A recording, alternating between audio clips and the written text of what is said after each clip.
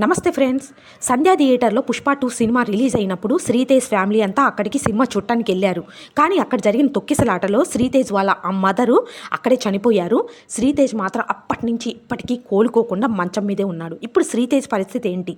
అప్పుడు అల్లు అర్జున్ గారి టీము ₹1,00,00,000 1,50,00,000 దాకా ఇచ్చారు. అది ఫిక్స్డ్ డిపాజిట్ వేసుకున్నారు. కానీ ఇప్పుడు శ్రీతేజ్ ట్రీట్మెంట్కి 1,50,000 ఖర్చు అవుతుంది. ఇప్పుడు శ్రీతేజ్ ఈ ఖర్చు డబ్బులు ఇచ్చారు అన్నది తర్వాత విషయం. ఇప్పుడు శ్రీతేజ్ ఎప్పుడు కోలుకుంటారు? ఇప్పుడు శ్రీతేజ్ పరిస్థితి ఏంటి? తను ఒక జీవోత్సవంలాగా బతుకుతున్నాడు. దీనికి ఎవరు బాధ్యత తీసుకుంటారు?